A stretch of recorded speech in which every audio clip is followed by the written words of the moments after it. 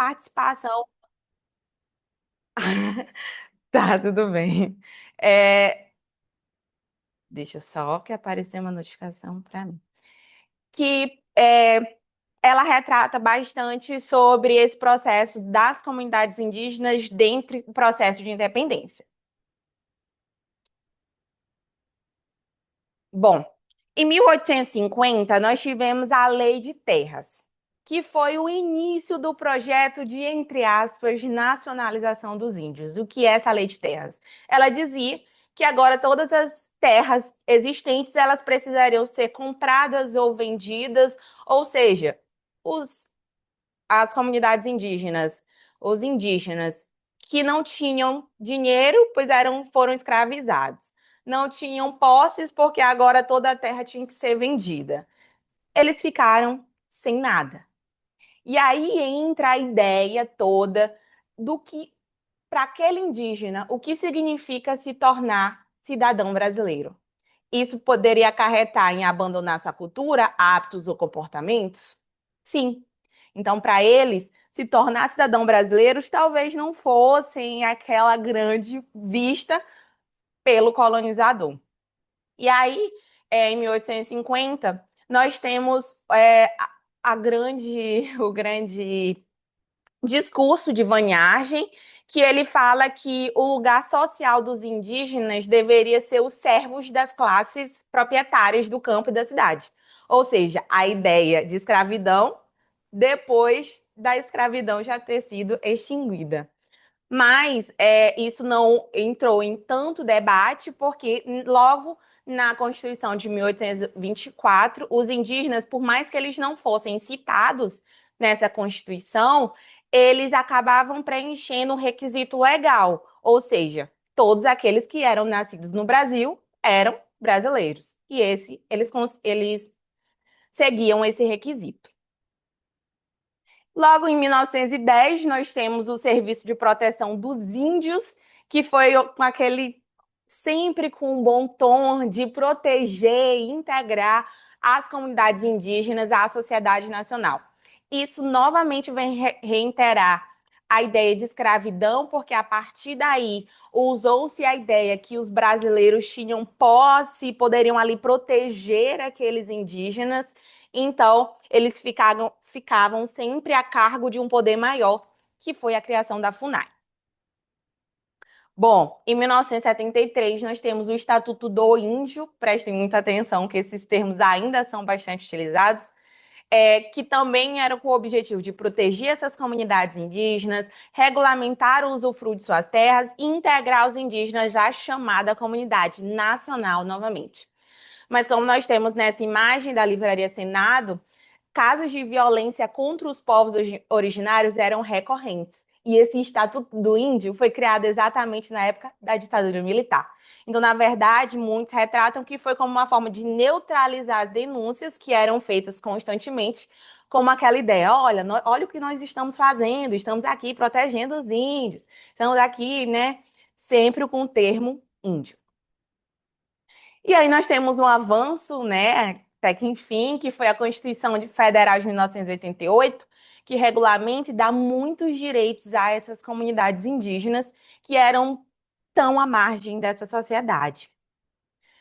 Mas não só de coisa boa vivem. Nós temos um século XIX até hoje, que nós temos a expansão agrícola, ou seja, todo o seu território começou a sendo dizimado de desmatamento, e aí apropriações culturais, e aí apropriações de terras, muitos conflitos.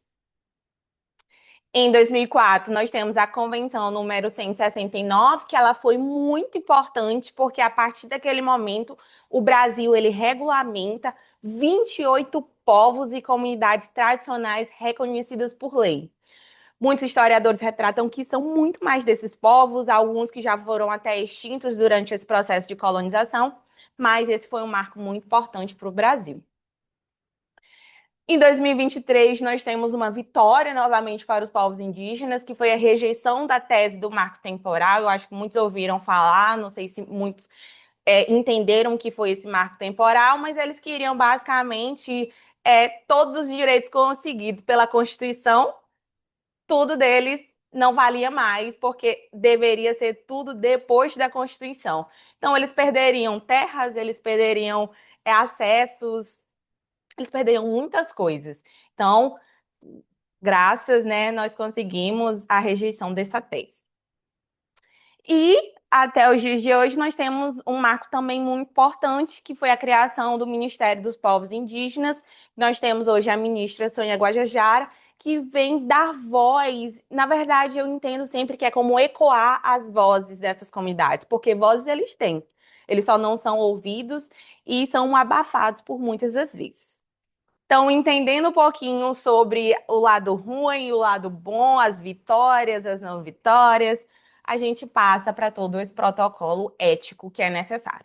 Então, acho que vocês olhando esse histórico, a gente percebe que é importante a gente ter esse acesso seguro e legal para proteger eles que tão é, foram tão dizimados ao longo do tempo, eles foram tão silenciados ao longo desse tempo. Opa, tá. Ahn, Nós temos quatro plataformas que são muito importantes, que é a plataforma Brasil, Cisbio, Cigem e a FUNAI. Aqui eu vou dar muito foco a comunidades indígenas, porque é o que eu também trabalho, mas nós temos uma outra plataforma para comunidades quilombolas também. Bom, mas antes de todo esse acesso ético, a gente precisa de um consentimento prévio informado para ter o acesso e dar prosseguimento a esses protocolos. Esse, essa comprovação, né, esse consentimento, ele é um termo escrito pelo aluno junto com o professor. Nós já temos modelos alguns no Google, né, de fácil acesso. E ele, na verdade, ele não é só uma permissão, mas ele também vai envolver a garantia dessas comunidades frente aos benefícios e os riscos. Então, aqui eu trouxe exatamente o meu para que vocês deem uma olhada. A princípio, a gente precisa de dados de todos os atuantes, que no caso sou eu, as minhas duas orientadoras e a provedora do conhecimento, ou seja, aquela que vai ser responsável daquela comunidade, que normalmente é a cacica, né? Então, aqui no caso, por exemplo, nós temos a Cintia. Bom, para que serve esse consentimento? Primeiramente, ele dá liberdade e autonomia. Então, aquela comunidade vai ter a decisão de conceder ou negar o acesso a esse conhecimento.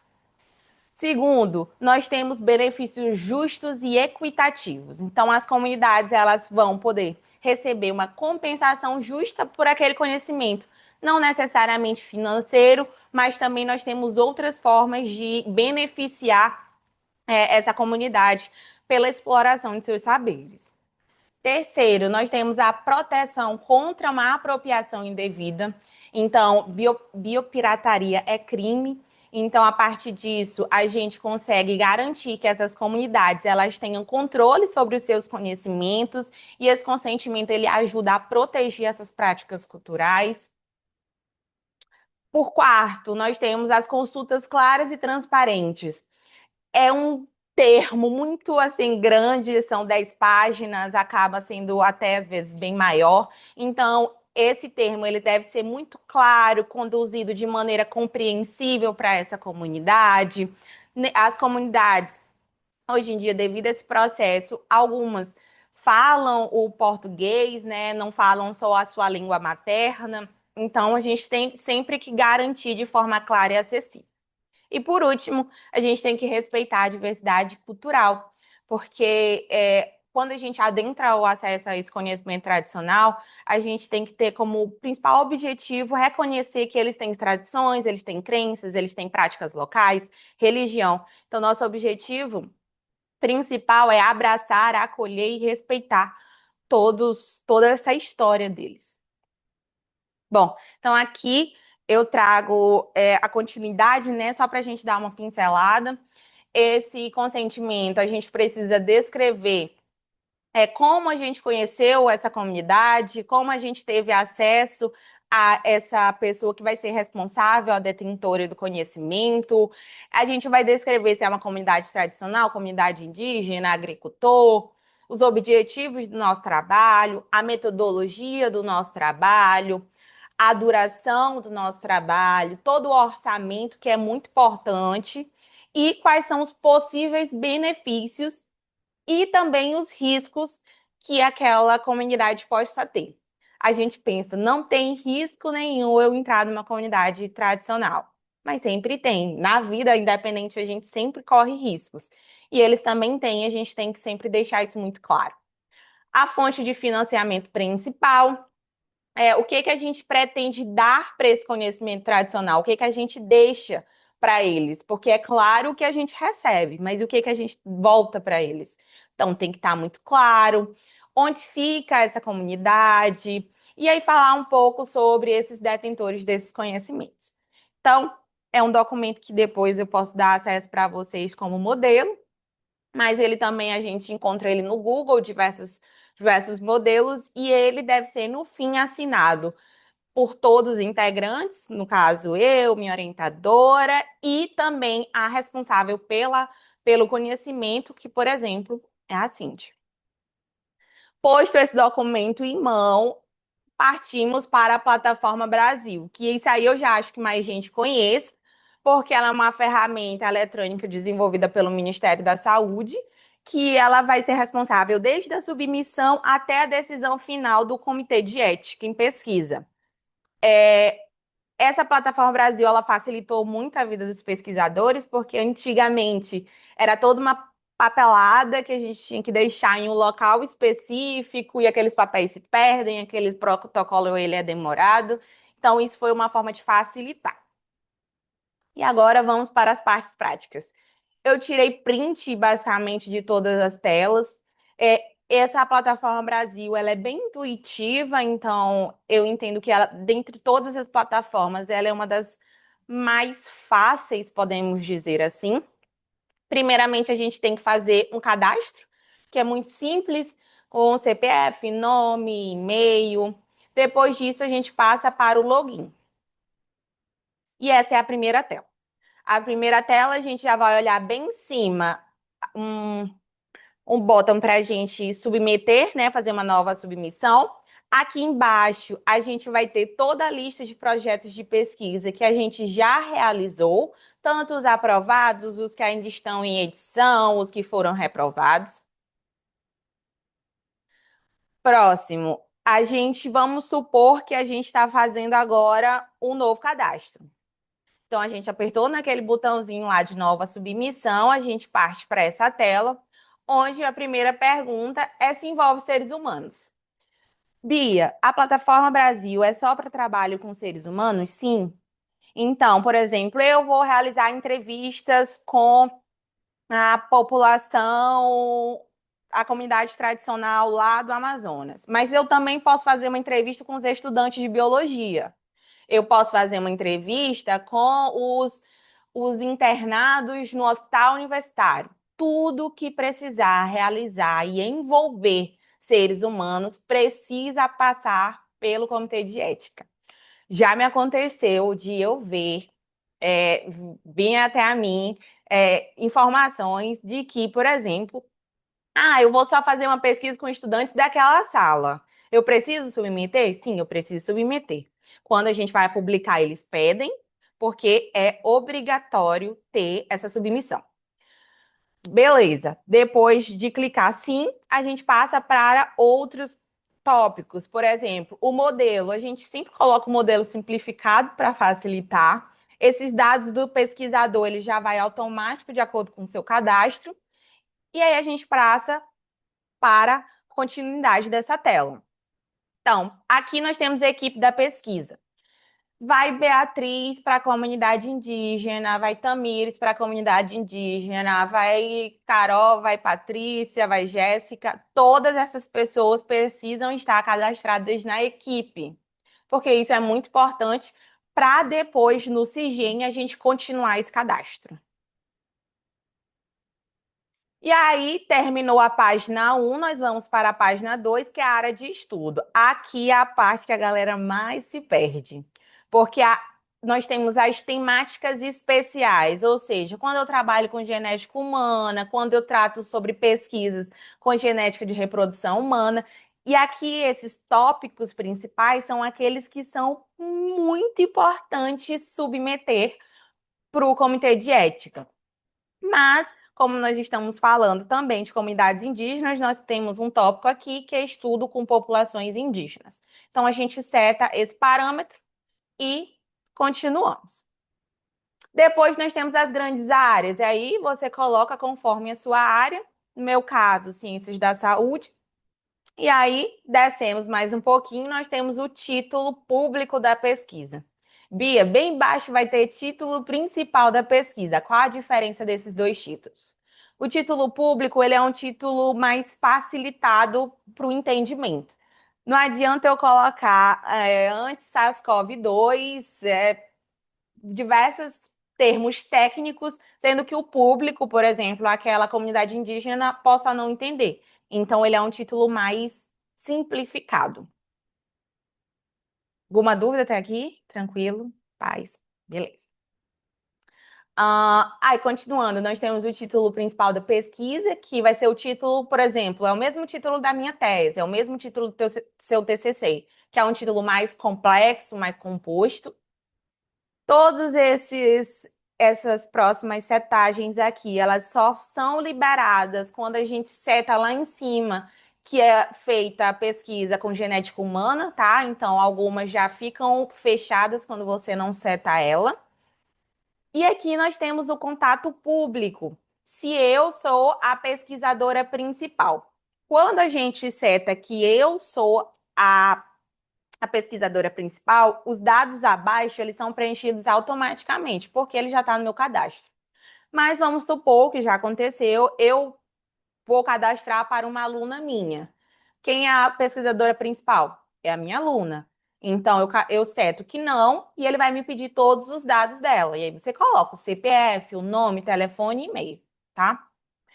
Aqui embaixo nós temos o contato científico. Caso não seja você, você pode setar para aquele, como por exemplo a da sua aluna, que você vai colocar aqui em cima, e ele vai dar continuidade. Por que é importante esse contato científico? Quando dá qualquer falta de papelada, quando qualquer problema que der, eles automaticamente mandam para o seu e-mail e você tem ali aquele respaldo mais rápido. Partimos para a terceira aba. E aqui vocês observam como eu fiz só um exemplo. Nós temos o título da pesquisa, tem vários Aqui vai sempre aparecer o título da pesquisa de vocês para vocês darem continuidade e irem entendendo, tá? E vamos para o desenho. Como a gente não está trabalhando também com material genético, todas essas partes elas ficam bloqueadas, tá? Então, por exemplo, o código de CID, de doenças e etc., como a gente não trabalha com isso, automaticamente bloqueado. E aí, continuando descendo a página, continuamos tudo bloqueado, a gente não seta nada. Mas lá no finzinho tem coisas muito importantes, que é o desenho amostral. Isso é muito importante, porque é a partir daqui que eu vou mostrar para aquele revisor que eu estou entendendo já sobre aquela comunidade, ou seja, na minha comunidade que eu trabalho, tem 70 indivíduos moradores. Eu vou fazer entrevista com os 70? Pode ser que sim, pode ser que não. O que vai me dizer se eu vou fazer com todos ou não? Baseado no meu objetivo. Então, normalmente a gente usa algumas amostras probabilísticas para fazer essa quantidade de participantes. E aqui a gente vai descrever todo esse procedimento. Embaixo nós temos o financiamento que a gente vai ter que adicionar. Quando a gente aperta em adicionar, já aparecem os principais, CAPES, FAPERJ, FAPEMA e dentre outros. Embaixo nós temos as palavras-chave, que também são importantes, que são no mínimo 3, que são as mesmas que vão estar nos nossos documentos, de tese, de dissertação, entre outros. E aí a aba que demanda muita atenção, que é a aba 4, que é o detalhamento do estudo. É aqui que a gente vai fazer, às vezes, um copia e cola da nossa tese, nossa dissertação. Então, a gente vai colar nosso resumo, nossa introdução, a hipótese, sempre se atentando à quantidade de caracteres, tá? Normalmente, a gente sempre passa muito e aí tem que ficar fazendo esse corte, que é um corte muito difícil.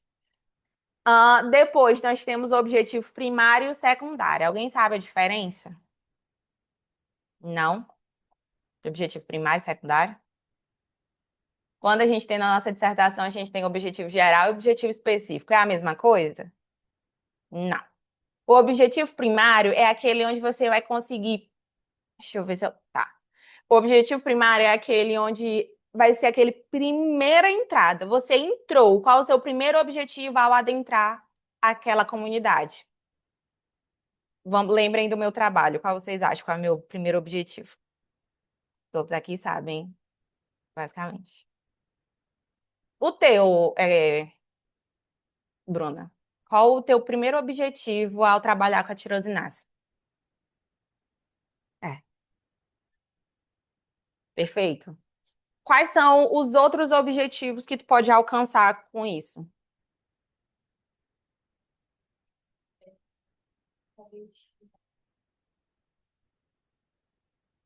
Pode ser, pode ser. Ao longo de um resultado, a gente acaba tendo vários outros subsequentes. E esses são os objetivos secundários. Ele não é obrigatório quando você seta aqui, mas ele faz bem diferença porque a gente também vai setar isso no CIGEM. Então, você aqui, a partir dessa formulação, já vai ser um copia e cola para o CIGEM. Objetivo primário sempre é aquele seu objetivo principal. É aquele que você vai alcançar de primeira. O objetivo secundário é todos aqueles que, por consequências, você possa atingir. Continuando, nós temos a metodologia, que é extremamente importante, mas prestem atenção que nós temos a quantidade de caracteres limitadas. E aqui nós temos dois tópicos também, que são critérios de inclusão e de exclusão. A gente pode ter a opção de botar que não se aplica, mas normalmente os erros, quando volta papelada de plataforma Brasil, que já aconteceu, é que eles falam que normalmente a gente sempre tem um critério para incluir alguém. Eu não vou, tô aqui nesse laboratório, eu vou incluir todo mundo. Por que que eu vou incluir todo mundo? Isso é um critério de inclusão. Então, a gente possa até não ter um critério de exclusão, mas de inclusão a gente tem. Então, normalmente, quando volta algum protocolo, tem essa probabilidade de ser nisso. Mas nós também temos aqui embaixo o risco. E aí eu falo porque eu também já tive protocolo voltado, porque eles me falaram exatamente que tudo na vida tem o risco. Então, por que que eu disse que não existe risco nenhum? Então, esse é um dos maiores erros dos pesquisadores, é um dos motivos que os protocolos sempre voltam da plataforma Brasil, porque sempre existe risco, quer seja para o executor, quer seja para os participantes. Então, a gente tem que estar muito atento para isso.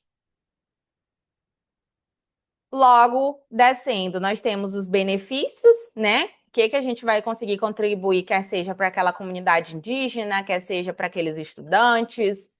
A metodologia das análises de dados, como a gente vai fazer aquelas análises estatísticas, documentais e etc. O desfecho primário, que é baseado em todos os seus objetivos. Qual foi o resultado que a gente é mais importante que a gente espera? Esse é o nosso desfecho primário. O desfecho secundário é os resultados a mais que a gente pode esperar. É igual ao objetivo secundário. Um responde ao outro, tá? E aqui, novamente, nós temos o tamanho da amostra, que é a quantidade de participantes que vão ser entrevistados ou questionados, dentre outros. E se a gente já tem data do primeiro recrutamento.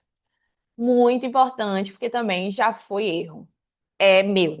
Uh, Quando a gente submete à plataforma Brasil, demora um tempo, né? E a depender do comitê, sempre vai para o comitê mais próximo da universidade.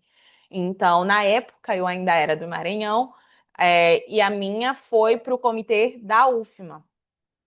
Quando chegou lá, demorou muito, pois eles estavam com problemas de funcionários, que super acontece. Mas eu tinha um tempo para defender meu mestrado. E aí, pensando muito, vamos realizar as entrevistas sem o comitê? Não vamos, vamos, não vamos. Quando eu submeti com uma data que eu achava que já teria saído, porque a plataforma Brasil, ela dá 45 a 60 dias. Então, eu coloquei, vamos supor que seja 70, eu botei a data para depois. Em 70 dias não saiu. E aí, quando saiu, voltou o protocolo porque a minha data não era válida, porque eu ainda não tinha comitê, então era ilegal. Então, normalmente a gente instrui para que a gente coloque a data do primeiro recrutamento não se aplique e espere realmente o protocolo sair para você realmente começar, tá? O quinto, que são outras informações que são importantes, por exemplo, vai ter o uso de alguma fonte secundária, ou seja, prontuários, dados demográficos? Sim, não? Se tiver, a gente detalha. Depois, se vai ter algum tipo de intervenção, lembra das pesquisas que tem grupo controle, grupo teste? No nosso caso, nós não temos intervenções. E aqui, que é um outro tópico obrigatório, que é os grupos, como eles serão divididos. No meu caso, nós não temos divisões de grupo, porque nós estamos fazendo uma entrevista. Mas, quando são pesquisas que eu tenho um grupo controle, grupo teste, eu tenho que descrever por que essa divisão, quantos participantes para cada grupo. Então, aqui a gente pode botar tanto um grupo só, se for de acordo com o nosso trabalho, quanto diversos grupos. Outro ponto é se é um estudo multicêntrico no Brasil, ou seja, se ele envolve outras universidades. Se sim, a gente seta e abaixo a gente vai colocar o nome responsável, a universidade, o CNPJ e etc. E se nós também temos instituições fora do Brasil, a gente também seta mais abaixo. Propõe a dispensa do TCLE, essa daqui é exatamente uma pegadinha. Por quê? O termo de consentimento livre esclarecido, ele é sempre obrigatório quando existe pesquisas com seres humanos, porque eu tenho que dizer para aquele indivíduo que se ele aceita ou não trabalhar, responder meus questionários, ter aquela intervenção. Então, quando dispensa de TCLE, a gente tem que colocar assim, justificar. Mas eu já vi dois casos que normalmente sempre voltam com essa justificativa. Todo trabalho com seres humanos, ele não dispensa o TCLE. Se tem a retenção de amostras para armazenamento em bancos, como por exemplo aqui no laboratório a gente tem, né, um banco de espécies, então tem, a gente justifica. O cronograma de execução, e aqui novamente eu reitero aquilo que eu já falei anteriormente, a gente não tem como saber quando que aquele protocolo vai ser aprovado. Então, a gente tem que se atentar muito às datas que a gente vai colocar no nosso cronograma para que ele não bata com a data que vai ser liberado, vai ser concedido aquele protocolo. Aqui nós temos outras informações que possam ser úteis, e aí você descreve. Toda a bibliografia é muito importante colocar. E finalizamos. A primeira parte, que é a descrição de toda essa pesquisa. E essa última parte, nós precisamos imprimir essa folha de rosto, na verdade, é salvar em PDF no computador, jogar para o SolGov, assinar e anexar logo essa folha de rosto. Tudo só vai partir para análise depois dessa protocolação da folha de rosto. Logo aqui embaixo nós temos a inclusão de arquivos, e aqui nós temos tipos de arquivo. Deixa eu jogar para o lado. Aqui, ó. Nós precisamos colocar principalmente o cronograma, o orçamento, o projeto detalhado, a solicitação assinada pelo responsável, né, pelo pesquisador responsável, e o TCLE, ou justificativa da ausência do mesmo. Esses são os itens obrigatórios, mas caso você já tenha outros documentos ou seja necessário de acordo com a sua pesquisa, nós também temos espaço para colocar todos esses outros, tá? Depois que a gente finaliza, aperta em próxima e aí ele parte para análise. Lembrando daquela imagem inicial, que é a tela inicial, lá embaixo tinha lista de projetos. Então, fica aqui todos os projetos que já foram aprovados. Por exemplo, eu tenho um que foi aprovado, que é de uma aluna minha, e nós temos outros que foram em edições que eu nunca terminei, e ele fica aqui também gravado, tá? Essa é a tela quando eu entro nesse projeto que foi submetido. Aqui eu tenho o comprovante que foi recebido. Tenho tudo que eu anexei, toda a versão, se teve pendência, projetos. E logo mais abaixo eu tenho a situação. No meu caso, foi aprovado em 5 de janeiro de 2023, quando houve exatamente modificações, porque, claro, o projeto sempre volta. E aí, então, a gente tem a primeira entrada, que a gente vai vendo a primeira entrada, depois ele foi para a secretaria, mas quando chegou na secretaria, por exemplo, aquele diz que o protocolo não foi recebido por inconsistência de documentos. E aí ele manda quais foram os documentos que não foram enviados. Nesse caso, por exemplo, o TCLE não tinha sido enviado. E aí a gente tem que reencaminhar novamente. E aí mandamos novamente, passa pela secretaria, a secretaria dá um ok, vai para o coordenador. Depois do coordenador, vai para algum membro que vai fazer essa análise. Ele pode aceitar ou ele pode reprovar. E aí ele manda um parecer. Depois desse parecer, ele vai encaminhar para uma reunião de colegiado, é um protocolo que demora. Na reunião de colegiado, precisa da aprovação de todos. Se sim, nós temos o parecer liberados e a partir de agora a gente pode começar a nossa pesquisa, tá? E aí, então, é um prazo que eles estimam que seja ali de 45 a 60 dias, mas a plataforma ela tem um manual do pesquisador, que é um manual muito intuitivo e que ele pode auxiliar nesse processo. Aqui eu deixei as principais dúvidas sobre a plataforma Brasil. Qual a diferença entre cadastro como pesquisador responsável e como colaborador? Alguém consegue responder? Enquanto eu bebo água.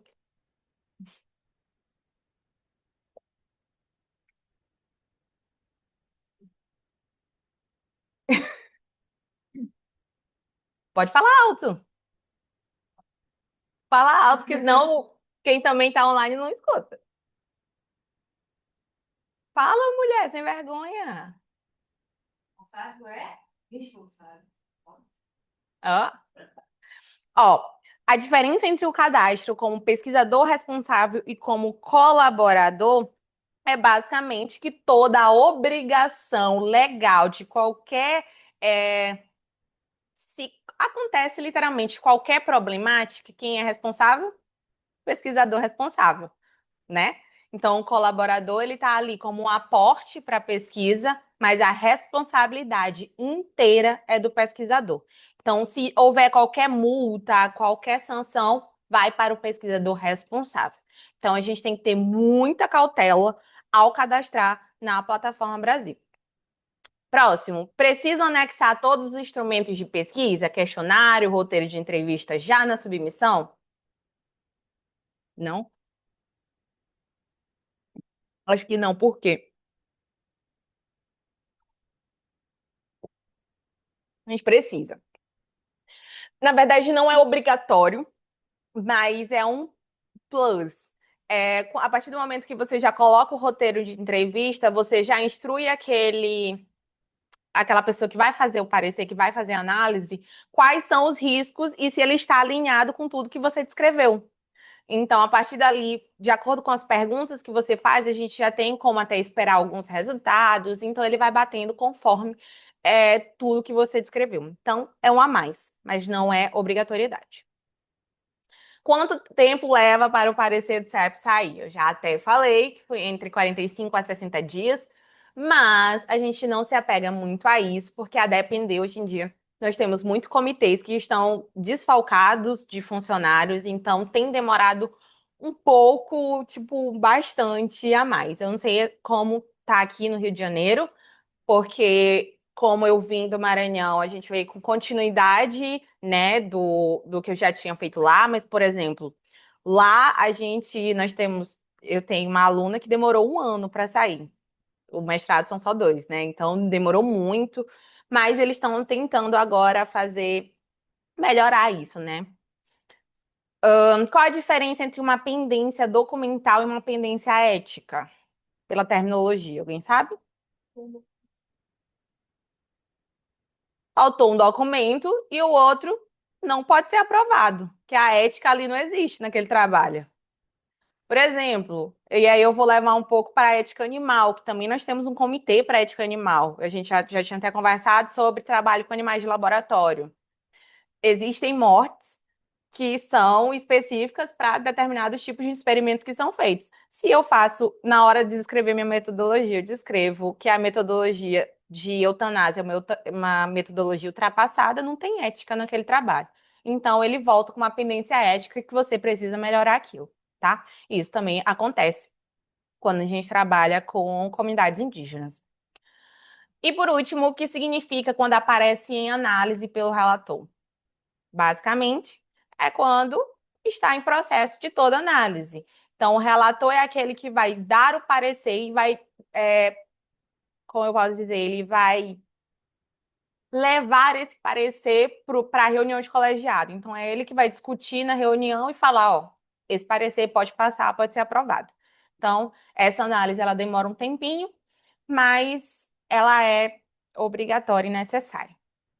Alguma dúvida a mais? Tanto da galera daqui quanto da galera que está online? Não? Tudo em paz sobre a plataforma Brasil? Beleza. E aí a gente vai para o Cisbio. O Cisbio é um sistema de autorização e informação em biodiversidade. Ele é uma plataforma do governo brasileiro que é gerido pelo ICMBio, né, Instituto Chico Mendes, e ele foi criado com o objetivo de regulamentar e controlar o acesso aos recursos genéticos e também ao conhecimento tradicional associado. Aqui a gente trabalha muito com Cisbio, né, porque a gente trabalha com espécies vegetais da flora brasileira. Então, eu acho que a maioria que já sabe mexer um pouco no Cisbio, ele é uma das plataformas e ordem, né, de entendimento, que tem ali o segundo entendimento melhor depois da plataforma Brasil, porque ele é bem intuitivo e ele é simples, porque a gente utiliza mais corriqueiramente. E aqui a página inicial do ICMBio, a gente precisa fazer um cadastro. Eu sempre prefiro entrar pelo Gov. E aí, pelo Gov, ele vai automaticamente, você coloca o seu login, sua senha, entrou, vai para essa outra aba. Essa aba, a gente vai para acessar Sysbio, e aqui já temos o layout inicial. Bom, aqui ele explica o que é o Sysbio, quais os tipos de solicitações podem ser feitas, e nós temos três abinhas aqui em cima: relatórios de atividades, solicitações e pesquisador. No pesquisador, a gente vai sempre colocar toda a descrição que ele pede. Então, ele pede CPF, instituição de ensino que você está matriculado, é, identidade também, algumas informações mais pessoais. E aqui em solicitações, a gente vai setar o mousezinho em cima e ele já abre outra aba que é nova solicitação. Então, eu fiz uma nova só para a gente dar uma olhadinha. E aí ele vai abrir essa nova aba, que essa atividade, ela faz parte de um processo de licenciamento ambiental de empreendimento? Não, a gente não está licenciando nada. Então a gente seta não. Tipo de solução. E aí a gente vai colocar, por exemplo, aqui no laboratório a gente faz bastante autorização para atividades com finalidade científica. Mas eu também posso, por exemplo, ter um laboratório de ensino aqui na UFRJ. Ele quer coletar espécies vegetais apenas para o ensino. E aí eu posso licenciar a autorização para atividade de finalidade didática no âmbito do ensino superior. Ou eu quero trabalhar para sempre com tal espécies da Mata Atlântica. E aí eu licencio uma coleta permanente de material zoológico e assim por diante, tá?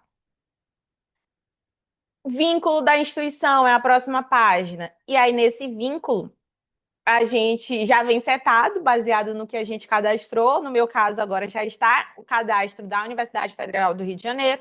A gente seta e vai para uma outra aba. Bom, nessa outra aba, eu não consegui trazer alguns prints para vocês, porque o Sysbio está com instabilidade. E aí eu tenho tentado uma semana e pouquinho, é o máximo que ele vai até aqui, depois daqui ele não está querendo ir.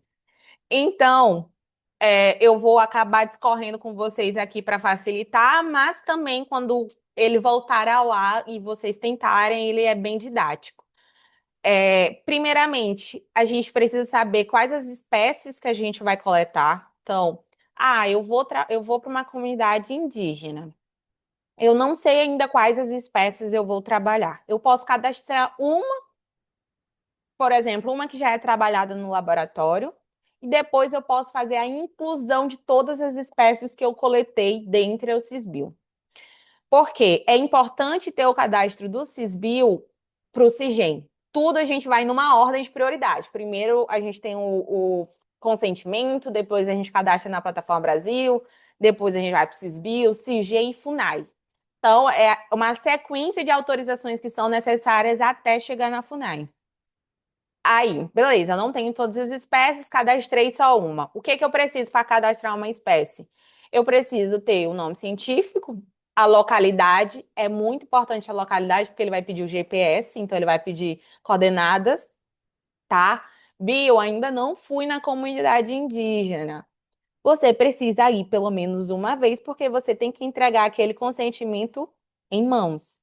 Aquele primeiro consentimento, ele tem que ser direto com o provedor. Nós temos outros consentimentos que podem ser por via vídeo, por, por assinatura digital, mas esse primeiro tem que ser direto com o provedor. Então, naquela vez que você for, já sabendo dessa informação, você já observa quais as espécies tem naquela região e já não vai coletar nada, mas você já tem o GPS pelo menos de uma espécie, tá?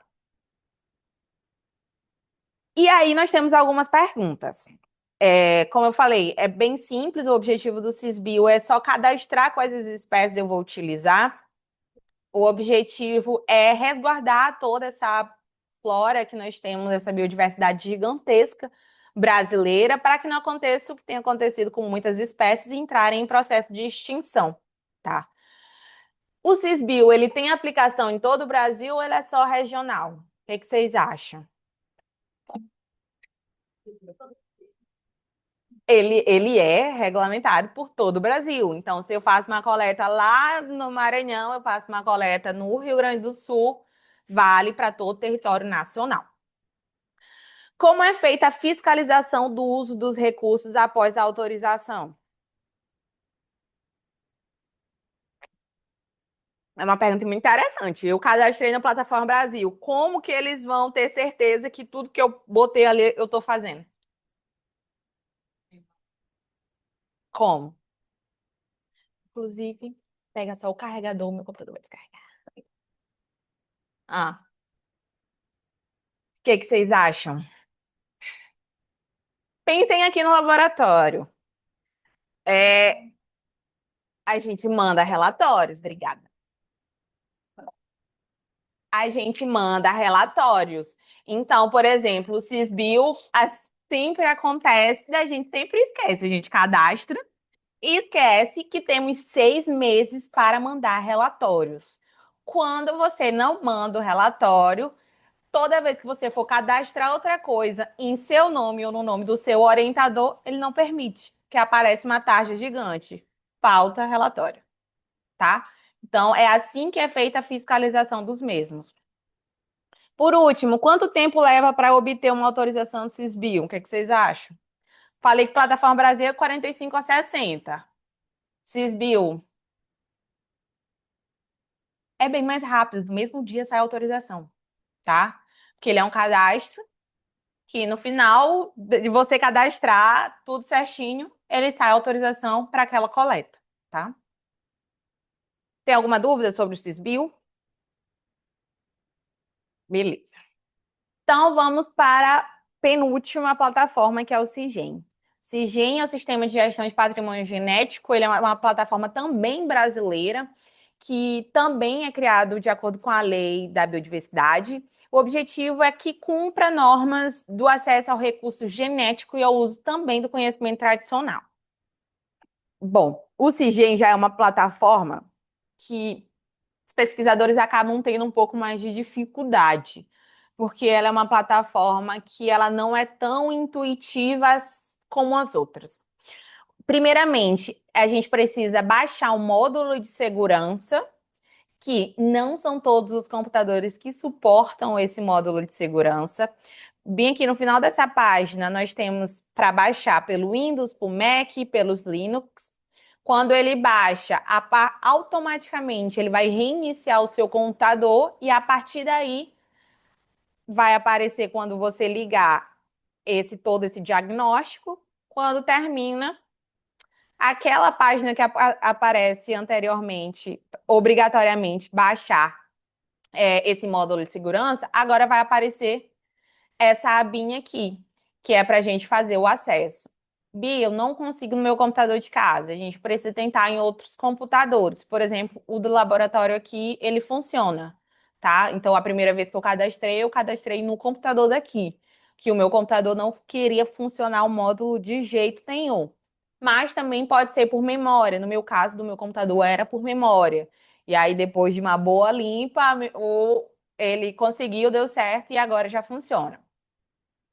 Bom, depois do cadastro, que é um cadastro importante, que vai ser igual a todos os outros, nome, CPF, qual a instituição e etc., a gente vai para o login e nós temos a primeira aba.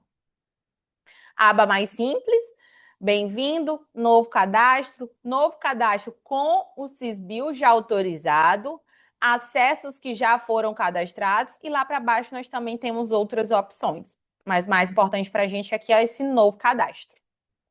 Bia, eu vou acessar o novo cadastro com o Sysbio quando já for aquela comunidade que eu já sei todas as espécies que eu vou coletar.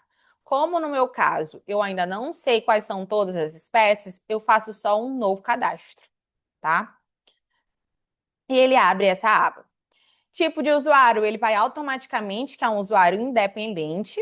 E aqui nós temos o cadastro do responsável.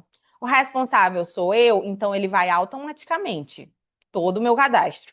Mas vamos supor que eu não sou a responsável, vai ser a minha orientadora. Eu vou e adiciono bem aqui e vai aparecer para eu colocar o CPF, se essa pessoa está ativa no Sigem ou não, e ele salva e ele já puxa todos os dados da minha orientadora, por exemplo. O aluno, ele pode constar como participante, mas não como responsável, tá? Os únicos alunos que podem constar como responsáveis legais são os doutorandos, tá? Isso é uma regra do Sigem. E aqui, continuando, nós vamos para o objeto do acesso. O objeto do acesso, quando eu seto, aparecem essas três opções. Eu vou acessar o patrimônio genético, eu vou acessar o conhecimento tradicional associado, ou eu vou fazer os dois, patrimônio genético e conhecimento tradicional associado. Quando eu trabalho com comunidades indígenas, eu estou trabalhando com qual desses três objetos? Tá, beleza. Mas eu não faço coleta de espécies vegetais também? Então eu trabalho com os dois? Eu trabalho com patrimônio genético e conhecimento tradicional associado. Então, eu seto três, tá? Finalidade do acesso. Antes tem esse acesso, foi realizado antes de 17 de 11 de 2015. Foi quando foi feita a lei. Se ele foi feito antes, a gente seta que sim e tem que descrever. Mas, normalmente, as nossas pesquisas hoje, elas estão começando agora. Então, a gente sempre seta que não vai aparecer mais nenhuma aba abaixo. Porque por mais que essa lei ela tenha sido criada em 2015, tudo que foi antes é retroativo, então precisa ter cadastro. Então tem um pesquisador que faz trabalho com uma comunidade desde 2014, ele precisa ter o cadastro, tá? Finalidade da pesquisa, do acesso, nós temos pesquisa, desenvolvimento tecnológico e os dois. No meu trabalho, o que que vocês acham? Hum? Pesquisa e desenvolvimento tecnológico, o que que a gente quer desenvolver tecnologicamente? Bora, Bia. Pode, no conhecimento que a gente obtém, entregar para a sociedade tipo, possíveis desenvolvimentos tecnológicos, mas não necessariamente a gente vai desenvolver, por exemplo, um medicamento, algo do tipo. Exato. Quando o objetivo da pesquisa, por exemplo, é acessar esse conhecimento com o objetivo de propor futuramente um fármaco, por exemplo, um fitoterápico, por exemplo, eu entro dentro da escala de desenvolvimento tecnológico. Mas, no meu trabalho, o objetivo é pesquisa. Isso pode gerar um resultado que seja muito interessante e vire depois o desenvolvimento tecnológico? Pode. Por isso que o CIGEM ele deixa aberto para edição. Caso isso ocorra, você pode colocar depois que também gerou um desenvolvimento tecnológico. E aí ele vai abrir uma outra aba para você descrever todo esse desenvolvimento tecnológico. Mas ele vai passar novamente por aprovação, tá? Mas por enquanto o meu é pesquisa. Serão necessários mais de 100 registros de procedência? A gente sempre coloca que sim, que a quantidade de vezes que a gente vai numa comunidade, pode ser que bata 100, pode ser que bata não, normalmente nunca bate, mas a gente coloca que sim também, que não tem problema.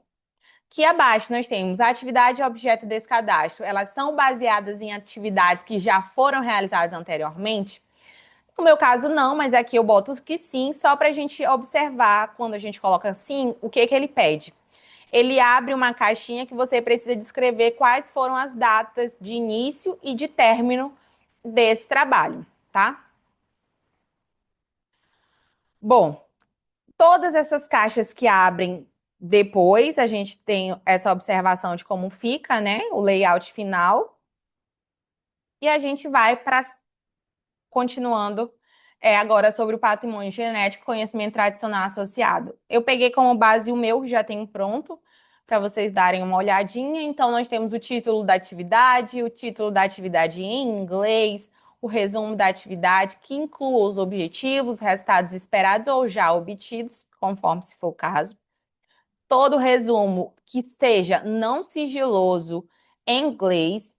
Bia, pode acontecer que eu cadastre algo que é sigiloso porque pode gerar uma patente? Acontece. Quando é um caso de patente, a gente tem esse cadeadinho bem aqui.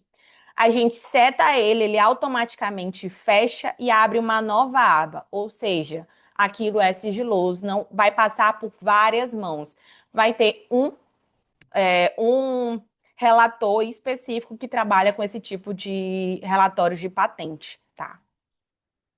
Palavras-chave em inglês e qual é o período de atividade que a gente pretende. Então, a data de início até a data de término, tá? Dúvida até ali? Não. E aí vamos para a equipe. Como eu falei, aqui a equipe normalmente sempre já vem cadastrado o seu, né? Que é aquele que você está cadastrando. E aí tem a opção de adicionar equipe. Também é bem simples. Normalmente, quem já tem o CIGEM, quando você bota o CPF, ele puxa automaticamente todos os dados. Mas quando você não tem, você só precisa colocar o nome completo e a instituição que a pessoa está cadastrada e salvar. E assim a gente coloca todas as pessoas que estarão naquela equipe. Cadastrou a equipe, a gente vai para esse próximo, que é sobre o componente do patrimônio genético acessado. E aqui a gente tem algumas perguntinhas. A primeira, o acesso ao patrimônio genético será realizado em área de segurança nacional ou águas de jurisdições brasileiras, plataforma continental ou zona econômica exclusiva? Não. Áreas de segurança nacional são limites de fronteiras, águas, a gente não vai trabalhar em regiões de plataforma continental nem nada, então a gente seta o não, tá? Se você trabalhar, você seta o sim. Abaixo vai aparecer para você descrever quais essas áreas de segurança.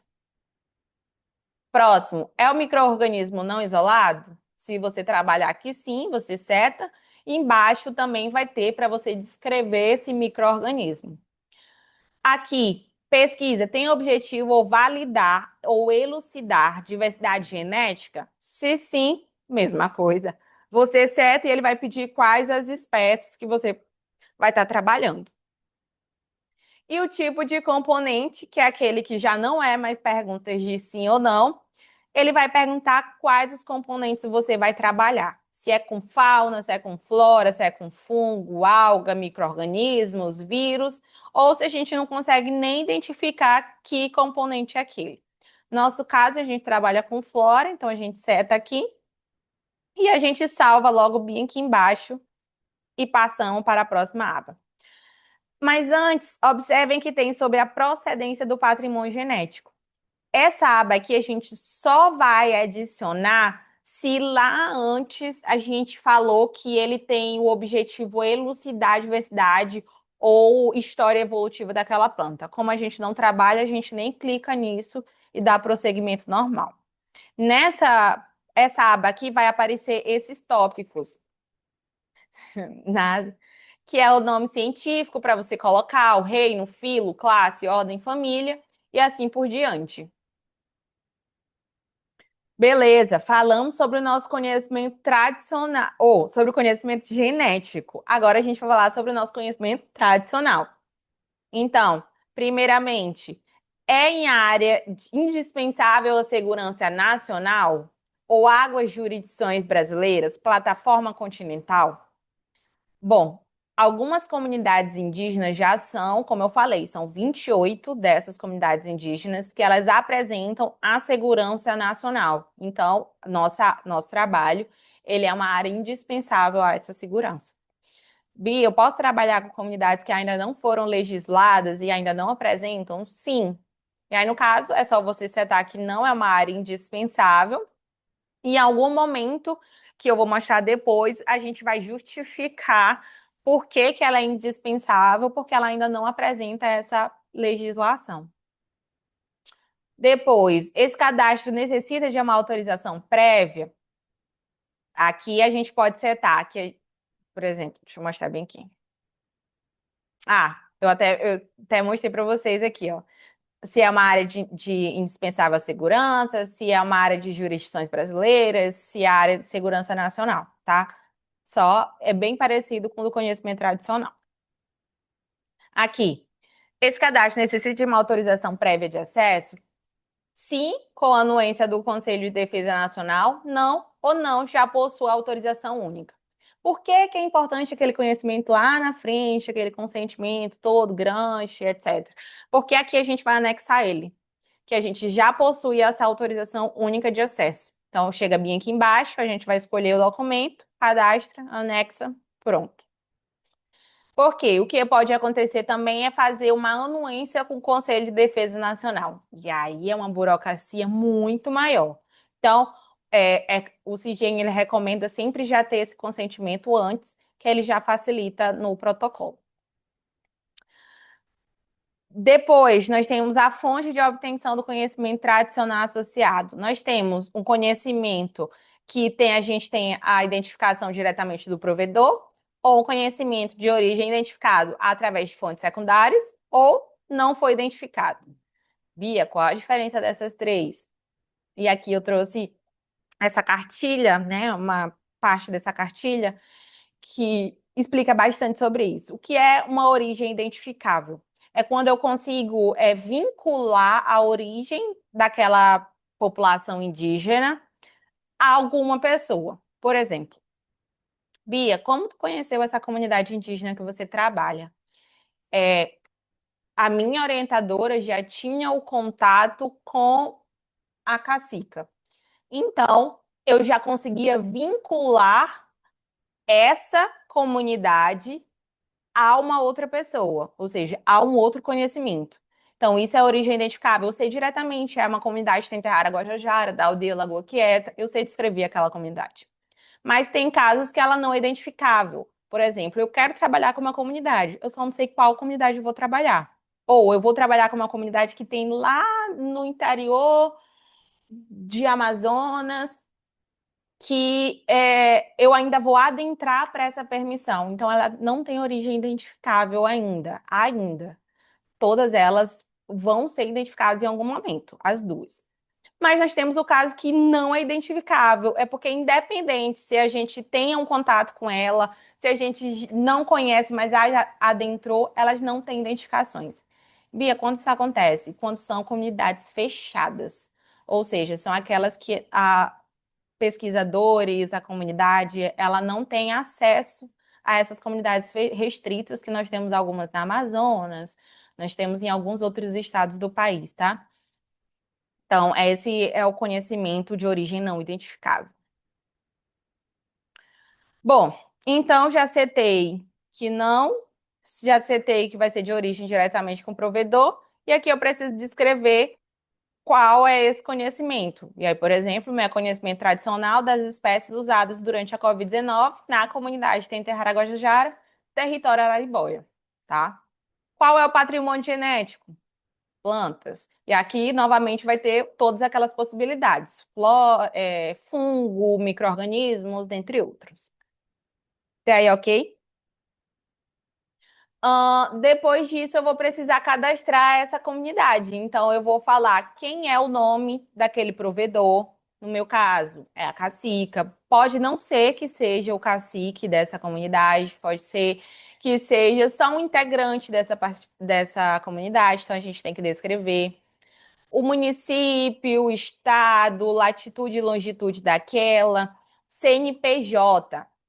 Bia, é obrigatório o CNPJ? Não, mas nós temos comunidades que já têm, tá? Que isso facilita para eles em alguns protocolos, como, por exemplo, conseguir projetos de pesquisas, conseguir projetos de apoio financeiro. Então, alguns já têm empresas com CNPJ. Quando tem, a gente coloca essas associações cooperativas.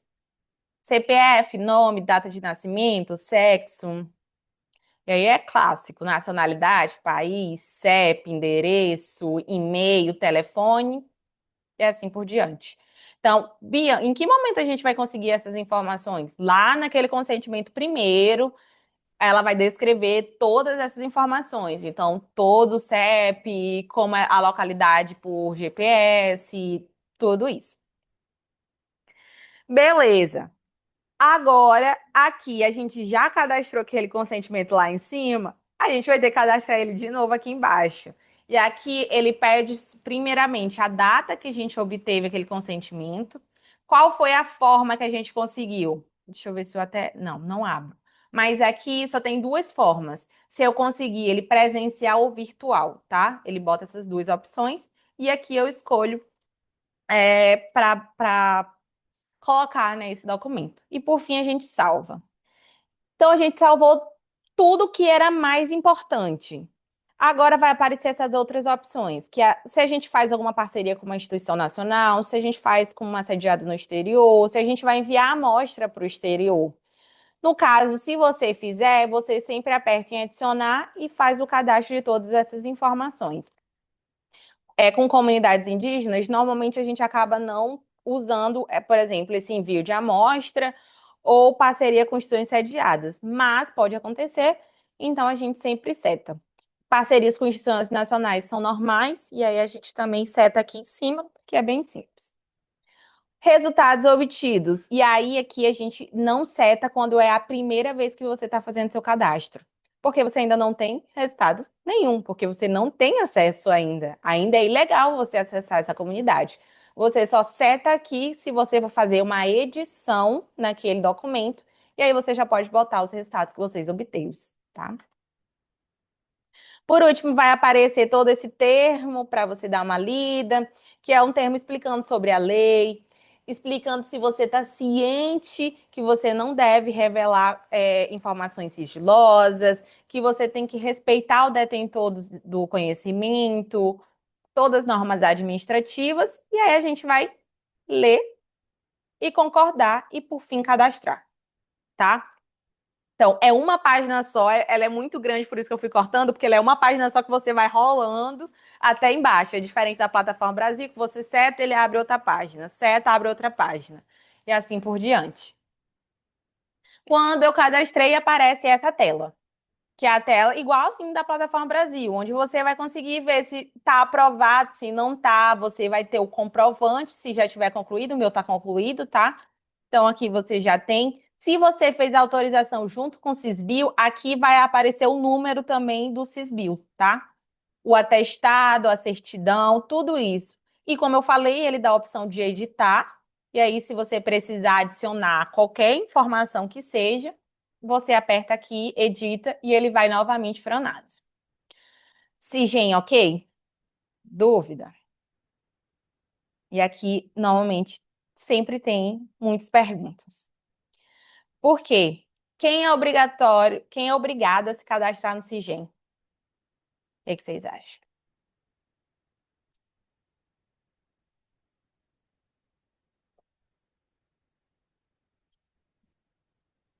pesquisador. Ele é obrigatório se cadastrar no SIGEM. E aí, o pesquisador responsável, né? No caso, eu posso fazer o cadastro por conta, normalmente, os doutorandos podem fazer o cadastro e adicionar também o pesquisador orientador, que como eles chamam. E aí tem um aporte, no caso do CIGEI, o pesquisador responsável é toda a equipe, deixa de ser igual a plataforma Brasil. Então, a responsabilidade é de todos da equipe. Segundo, em quais casos é preciso registrar a pesquisa ao acesso ao patrimônio genético?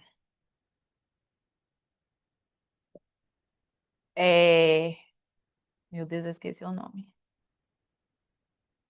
Jéssica, desculpa. Jéssica, tu precisa cadastrar a tua pesquisa com Paty?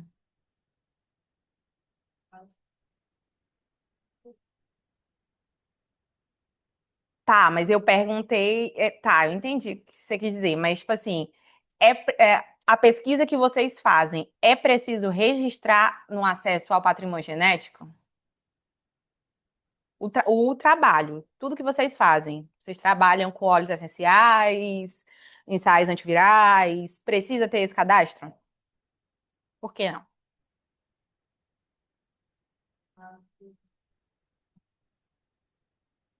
A gente foca, existem dois tipos de acesso: o acesso ao patrimônio genético e o acesso ao conhecimento tradicional. Saindo um pouquinho do conhecimento tradicional, que é sobre o patrimônio genético. Que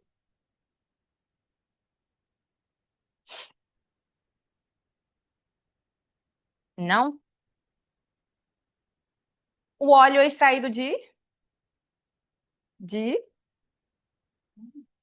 hã? Então, sim, ele é obrigatório ter acesso ao patrimônio genético, tá? Não ao patrimônio, ao conhecimento tradicional, mas ao patrimônio genético obrigatório, tá? Outros. Estudantes, e aí eu já falei, né? Estudantes de C, mestrado, doutorado, também precisam registrar ou apenas o orientador? A regra é que o orientador, ele faça esse cadastro, mas o doutorando também pode, tá? O que caracteriza conhecimento tradicional associado segundo a lei de 2015? E aí eu vou responder para vocês, porque eu acho que vocês possam até ficar com essa, que é um conhecimento tradicional. A gente fala em comunidades indígenas, toda comunidade indígena pertence ao conhecimento tradicional. Comunidade quilombola também é tradicional? O que seria conhecimento tradicional? Quem sabe me dizer? Ou posso responder? Conhecimento tradicional sabe? Então fala, pode falar, uai. Tata te olhou, então tu sabe. Mas são os povos que eles têm uma cultura já pré-estabelecida e que eles têm diferentes modos de pensar, agir, e eles têm diversas formas de ter esse conhecimento a partir do uso entre as comunidades. Ok, beleza. A ideia só é que, baseado no que tu falou, então também nós, não indígenas, também pertencemos ao conhecimento tradicional, porque a gente também tem modos, costumes. O que que diferencia, então? Eles foram fatos deles, etc., pela sociedade, que os conhecimentos deles geralmente não são aceitos pela nossa sociedade. Mas eles têm valorização, sim. A ideia do conhecimento tradicional é que ele é feito, realizado por comunidades, entre aspas, aqui eu vou deixar muito entre aspas, isolados, tá? Muito entre aspas, porque a terminologia isolada dá a ideia de que eles não têm contato com nada, e não é isso. É a ideia que são grupos, né? Grupos étnicos, grupos que realmente apresentam uma cultura, apresentam uma religião, apresentam um modo operandi de viver, de usar espécies vegetais, dentre outros. Então, a diferença entre a população não indígena é que eles criaram seus costumes próprios em comunidade. Então, nós temos comunidades quilombolas, ribeirinhas, indígenas, temos várias, tá? Várias comunidades. E aí, esse conhecimento tradicional associado é tudo que eu consigo retirar baseado em modos de vida, modos de cultura, dentre outros. Por exemplo, no nosso trabalho, eu coleto espécies que eles usaram para doenças. Então, isso é um conhecimento associado àquela comunidade, tá? Mas essa terminologia, nesse conceito, é muito discutido. Nessa pesquisa eu encontrei muitas terminologias, então a mais utilizada é com essa ideia de, entre aspas, isolado, tá? Qual a diferença entre coleta de material biológico e acesso ao patrimônio genético?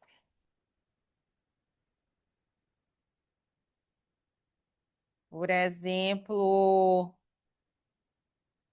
gente, eu tô péssima com o nome hoje. Eu já ia falar Henrique para William. William, qual a diferença, William, de material biológico e patrimônio genético? Não sabe? Acho que material biológico tem a ver com organismos vivos, pessoas, micro-organismos. Agora, acesso ao patrimônio genético pode ser flora mesmo.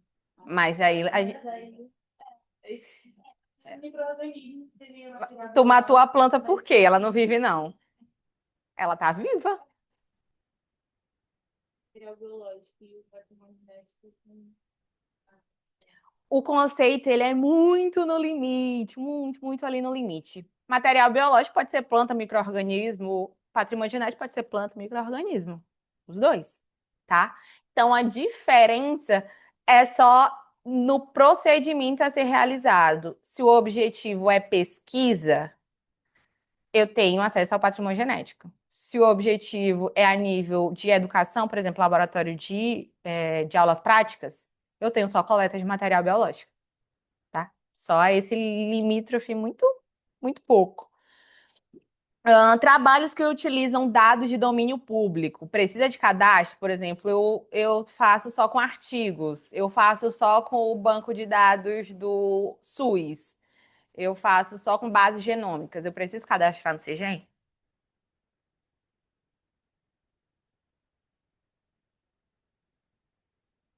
Paty falou o negócio. Não, você não precisa fazer esse cadastro. O cadastro é quando houver coletas relacionadas ao patrimônio genético, ou se você precisar adentrar comunidades tradicionais. E aí eu falo, adentrar não é literalmente chegar lá e entrar, mas, por exemplo, eu fui lá só pegar o contato da cacica. Toda vez que eu mantenho contato com ela, eu estou acessando o conhecimento que é dela, que é daquela comunidade. Mesmo assim, eu preciso fazer o cadastro, tá? Quais são as penalidades para quem não registra no CIGEM? Isso daí são muitos. O pesquisador ele pode, inclusive, a depender da gravidade, nunca mais conseguir cadastrar trabalho nenhum. Como ele pode ter a primeira vez a penalidade é chamar atenção, a segunda vez ele tem a penalidade de ter aquele trabalho bloqueado, não conseguir publicar artigos, não conseguir ter muitas restrições dentro do Ministério da Ciência, né? ele pode ser multado também. Pode ser mudado financeiramente. Financeiramente.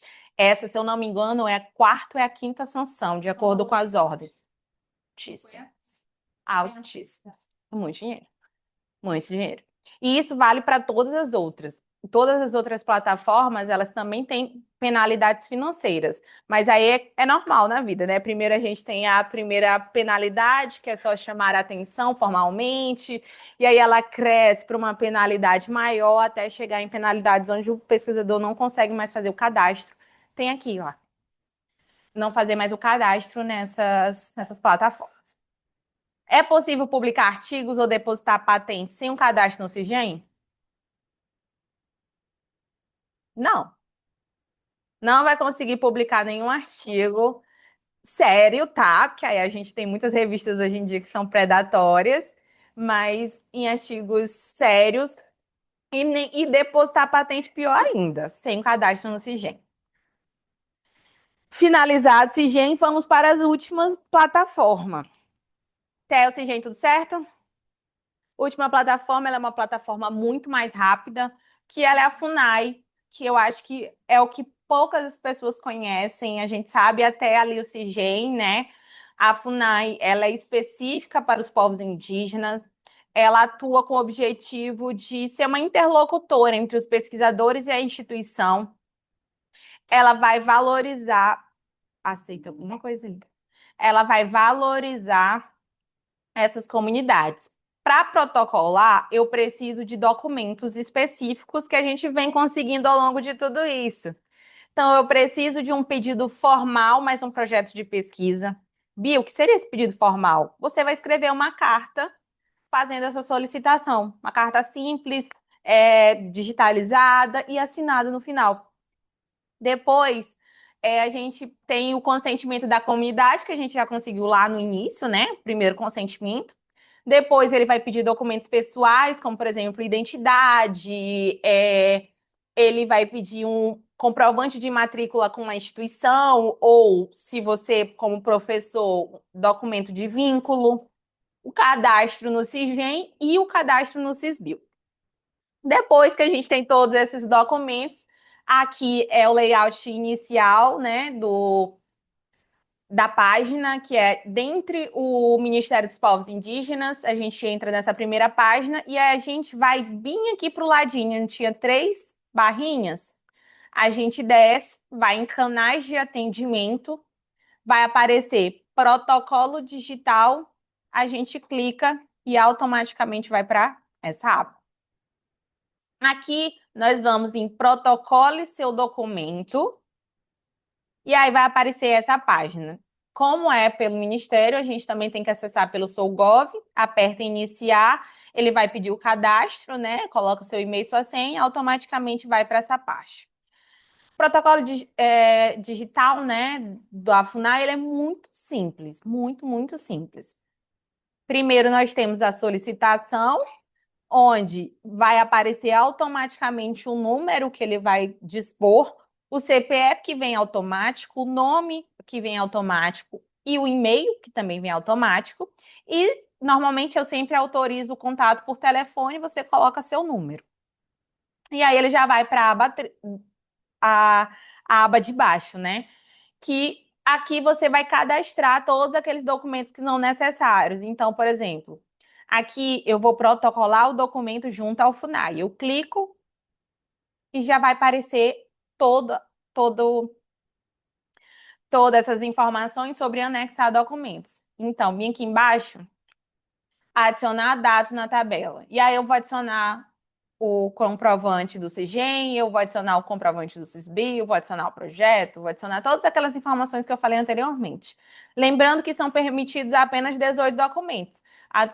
Nunca vai muito para isso, porque os documentos são necessários, são apenas 7, né? Então a gente faz o cadastro, adiciona na tabela. Por fim, ele pergunta se a gente já protocolou algo antes e se a gente quer complementar. Se sim, se não. Tem alguma informação importante que eu quero descrever?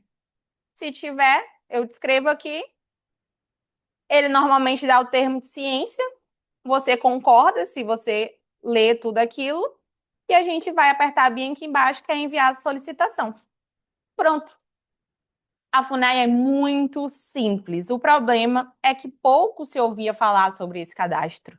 Mas é um cadastro extremamente simples e que o problema também que muitos pesquisadores, por isso que também naquela ordem de facilidade, é achar onde fica dentro do site. Por isso que eu expliquei, tem que ir naquelas 3 abas, até chegar em protocolo digital. E nós temos muitas perguntas sobre a FUNAI. A primeira, quem é obrigado a protocolar o projeto na FUNAI? Sabe? Ai, eu ia dizer, cadê minha garrafa? Tá, Bruna?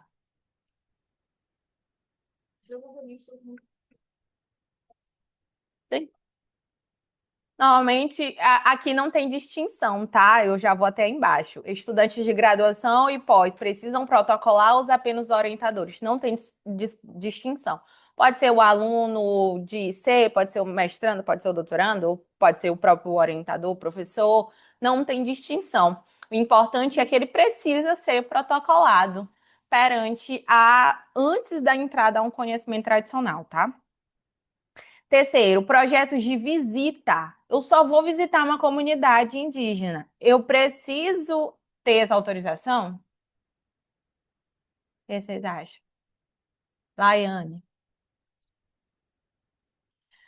Independente, se o objetivo é pesquisa, se o objetivo é educação, se o objetivo é.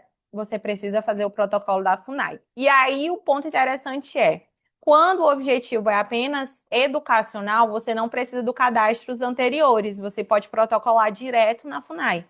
E aí a diferença é que naquela justificativa lá embaixo que ele dá uma aba, você vai dizer que o objetivo é apenas de educação.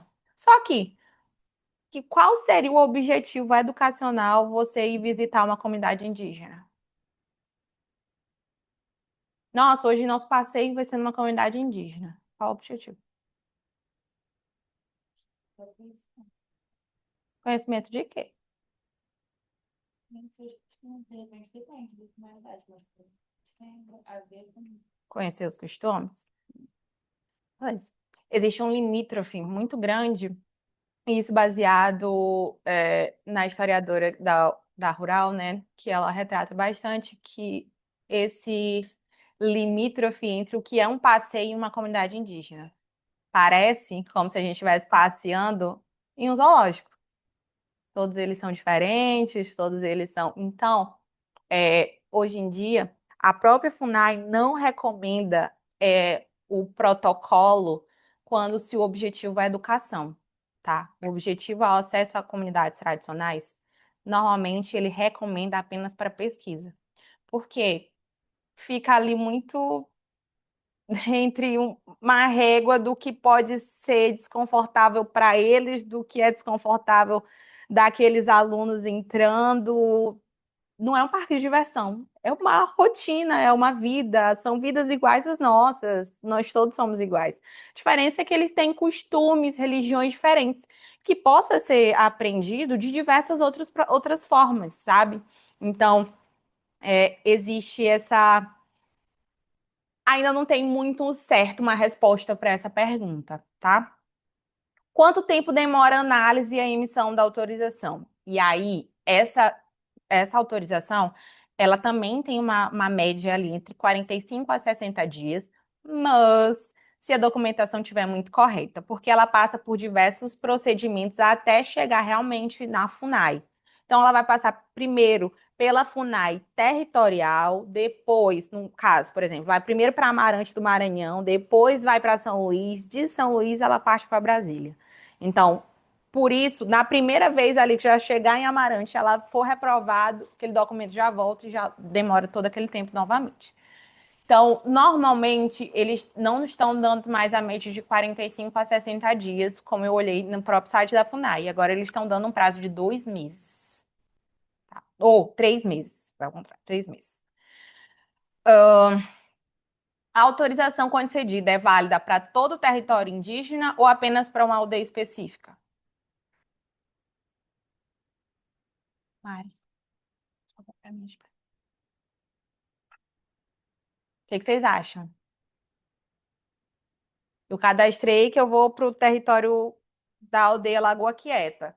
Se eu for para um território aqui no Rio de Janeiro, em Angra dos Reis, vamos supor, uma comunidade indígena de lá, eu preciso fazer um novo ou eu posso com esse mesmo?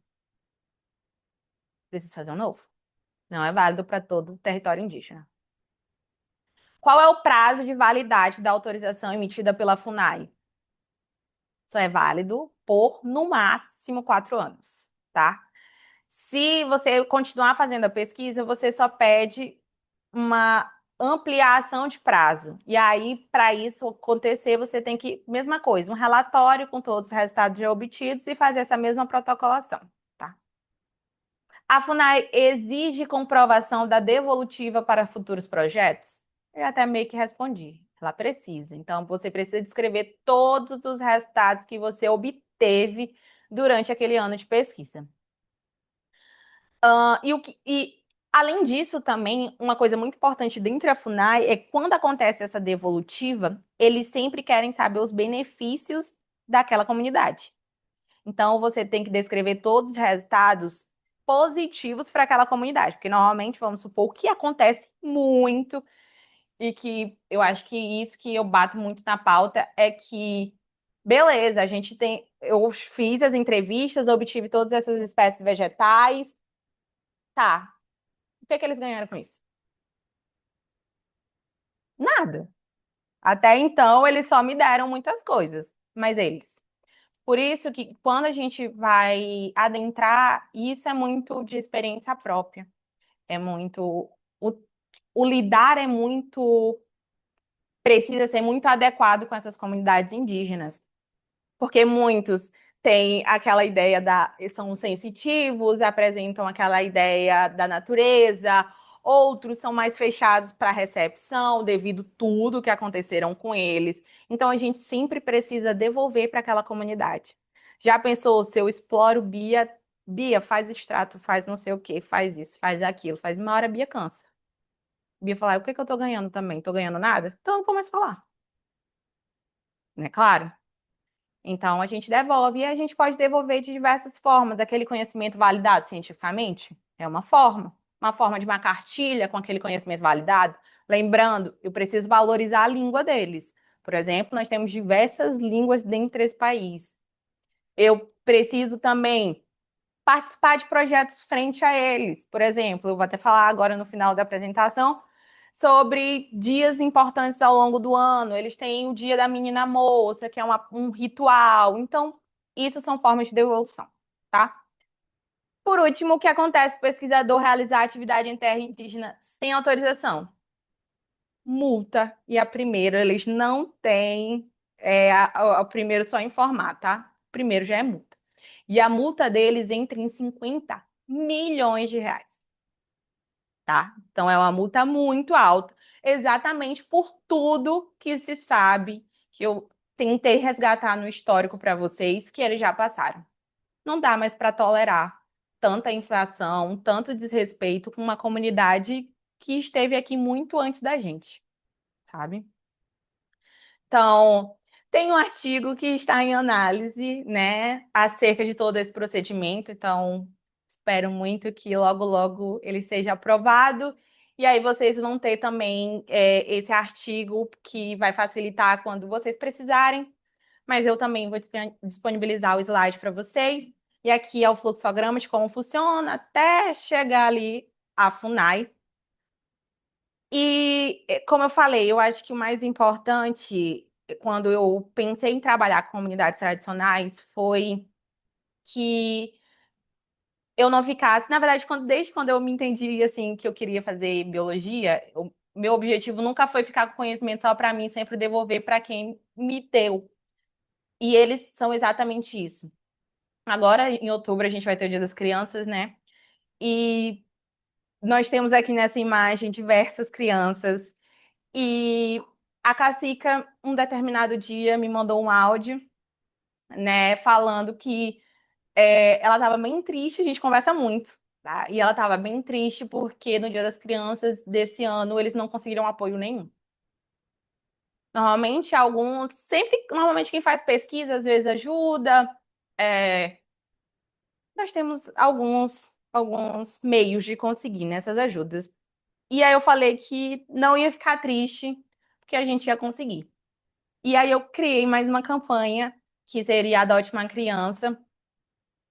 Eles são 35 crianças, então se cada um falasse, eu vou dar um presente para uma criança, a gente conseguiria deixar essas 35 crianças felizes. Eu acho que vocês lembram um pouquinho da infância de vocês. Como era bom receber um presente naquele dia, como era bom receber um presente no dia do seu aniversário. E eles são crianças. Eles precisam, às vezes, de afago, de carinho, e essa é uma forma que a gente pode afagar, dar carinho para eles, de uma forma que não está relacionada ao meu trabalho, longe disso, mas eu acho que é uma forma de devolver também para eles. Então, eu vou estar recolhendo durante esse mês, que é quando antes de eu ir para São Luís. Então, se tiver presente físico, eu levo. Se for em forma de dinheiro, também eu aceito. E chegar em São Luís, eu compro. E aí eu vou dar um jeito de entregar e participar desse procedimento. Então, fiquem abertos se vocês quiserem contribuir nesse processo. E eu queria antes agradecer, independente, eu sempre falo, eu sempre vou agradecer primeiramente nessa imagem. Ela é uma figura muito genérica só para a gente descrever as gerações de todos os indígenas que já passaram por esse Brasil e que são e vão contribuindo ao longo do tempo. Todas as plantas que a gente conhece hoje e que eu trabalho hoje foi porque passou de boca em boca durante todo esse tempo. Eu não estaria fazendo doutorado se não fosse por eles, se não fosse por todas as informações que eles me deram. Então, muito obrigada e obrigada pela atenção de vocês também. Vocês têm alguma dúvida?